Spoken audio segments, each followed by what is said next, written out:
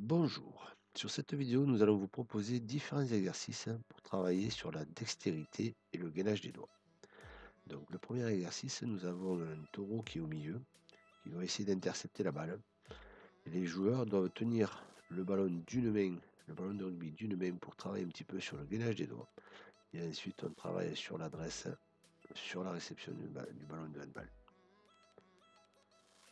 Voilà, veillez à ce qu'ils tiennent bien le ballon vers le bas pour travailler sur le gainage sans s'en rendre compte.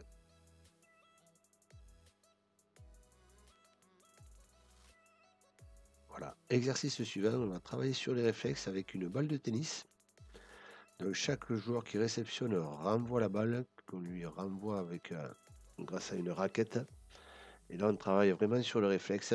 Donc quand le joueur échoue, il retourne au premier plot rouge complètement à droite. Ainsi, les autres joueurs se décalent vers le plot jaune.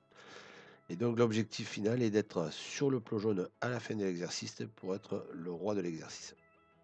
Voilà, donc un exo que vous pouvez faire sur un temps déterminé pour mettre un petit peu de pression sur les joueurs. Faites attention que le joueur qui échoue passe bien derrière pour pas gêner le jeu. Donc là, on reste toujours sur le même exercice, mais cette fois-ci, on va travailler avec les ballons de rugby.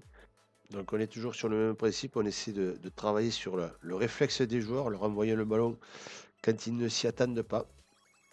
Essayez de bien tenir votre ballon pour ne pas faire comme moi. Le but étant de renvoyer les ballons vraiment pour travailler sur le réflexe en essayant de surprendre les joueurs sur leur réception. Ensuite, nous allons passer sur un dernier exercice où là, on va travailler face à face et on va demander au passeur d'envoyer le ballon le plus fort possible de manière à ce qu'on travaille vraiment sur la réception et cette position des mains en papillon et la réception avec le bout des doigts. L'objectif étant vraiment d'attraper le ballon avec ses doigts sans qu'il touche ni le ventre ni la poitrine. Pour mettre la pression, on peut demander aux joueurs de se rapprocher le plus possible au fur et à mesure ou de taper dans les mains juste avant de réceptionner. Voilà, maintenant c'est à vous de jouer et de faire jouer.